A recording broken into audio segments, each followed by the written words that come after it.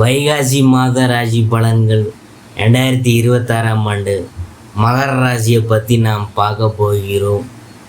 அதில் குடும்பம் 6இல் குரு உள்ள போது ஜீவநதியும் வத்தும் என கூறுகிறது கால பிரகாசிகா என்னும் பிரசித்தி பெற்ற பண்டைய ஜோதிட நூல்.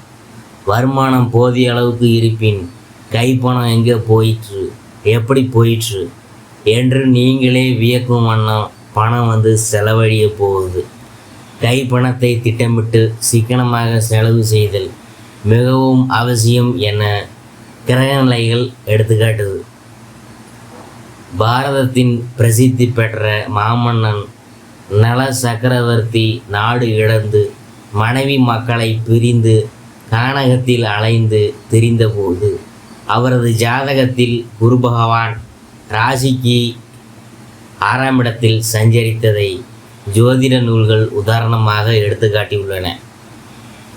இத்தகைய கிரகநிலைகள் ஏற்படும் போது கடன் கொடுக்கவும் கூடாது, கடன் வாங்கவும் கூடாது என கூறுகிறது புராதன ஜோதிட கிரகந்தன். விவாக வயதில் பெண் அல்லது பிள்ளை இருந்துச்சுன்னா வரனை நிச்சயிக்கிறதுல கவனமாக இருத்தல் மிகவும் அவசியம். இத்தகைய கிரகநிலைகள் உருவாகும் போது திருமண முயற்சிகளில் ஜாக்கிரதையாக இருக்க வேண்டியதின் அவசியத்தை புராதன ஜோதிட நூல்கள் வற்புறுத்தி கூறியுள்ளன. ஒரு மனிதன் எத்தகைய சிறந்த அறிவாளியாக இருந்தாலும் கிரகங்களின் சக்திகளுக்கு உட்பட்டே வாழ்ந்தாக வேண்டும் என்பதை மாமன்னர் நல சக்கரவர்த்தியின் சரித்திரம் எடுத்துக்காட்டுது.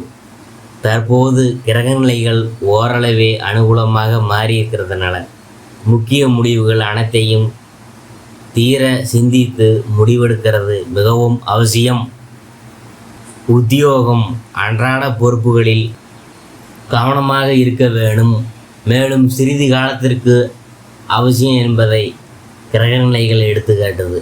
அதாவது மேலதிகாரிகள்கிட்ட எக்காரணத்தை கொண்டும் வாக்குவாதம் செய்யக்கூடாது.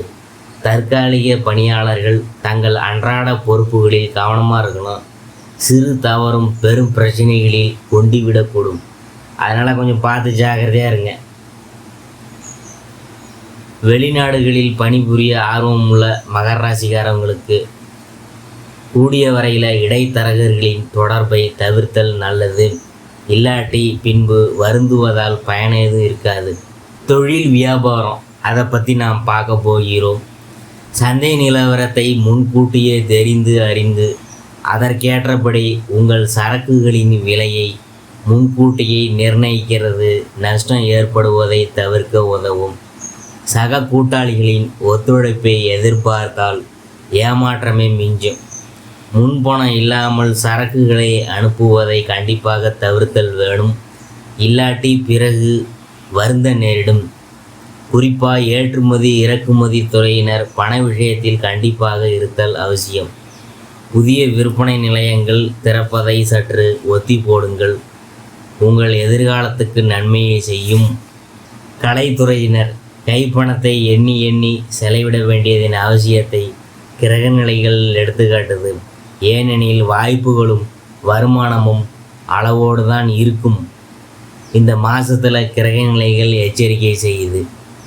இருக்கும்போது அதாவது வாரி இறைத்து விட்டு பின்பு வருந்த வேண்டாமே. அடுத்தது அரசியல் துறையினர். அரசியல் துறைக்கு நேரடியான பாதிப்பை அளிக்கக்கூடியவர் சுக்கிரன் தான். இந்த மாதம் முழுவதும் ஓரளவே உங்களுக்கு ஆதரவாக வலம் வருகிறார். உயர்மட்ட தலைவர்களுடன் பழகுவதில் அளவோடும் கவனமாகவும் இருத்தல் நல்லது. இல்லாட்டி தேவையற்ற பிரச்சனைகளில் சிக்கிக்கொள்ள நேரிடும். அடுத்தது மாணவ மாணவியர். வித்யாகாரகனான புதன் ஓரளவு அனுகூலமாக சஞ்சரிக்கிறதுனால பாடங்களில் மன ஆர்வத்துடன் ஈடுபடும். நினைவாற்றலும் கிரகிப்பு திறனும் அதிகரிக்கும். வெளிநாடு போயிட்டு விசேஷ உயர்கல்வி பெற ஆர்வம் இருந்துச்சுன்னா முயற்சிக்கலாம், வெற்றி கிடைக்கும். அடுத்தது விவசாயத்துறையினர். விவசாயத்துறையின் வெற்றிக்கு மூல காரணம் செவ்வாய் மற்றும் சூரியன் இரு கிரகங்களின் சஞ்சார நிலையே ஆகும். இவ்விரு கிரகங்களும் உங்களுக்கு பரிபூர்ண சாதகமாக சஞ்சரிக்கிறதுனால நல்ல விளைச்சல் கிடைக்கும். அடிப்படை வசதிகளான தண்ணீர், உரம், விதைகள், நாற்றுகள் மற்றும் கால்நடைகள் தங்குதடையின்றி கிடைக்கும். சற்று எச்சரிக்கையுடன் செலவு செய்தால் பழைய கடனில் இருந்து தப்பிக்கலாம். பெண்மணிகளின் நலன்களுக்கு பொறுப்பேற்றுள்ள சுக்கிரன், செவ்வாய் ஆகிய கிரகங்கள் பெண்மணிகளுக்கு ஆதரவாக வலம் வருகின்றனர். குரு பகவானும் ஓரளவுக்கு உதவிகரம் நீட்டுகிறார். ஆதலால் பெண்மணிகளுக்கு பல நன்மைகள் இந்த மாதம் காத்துள்ளன. இதனை அனுபவத்தில் நீங்கள் பார்க்கலாம்.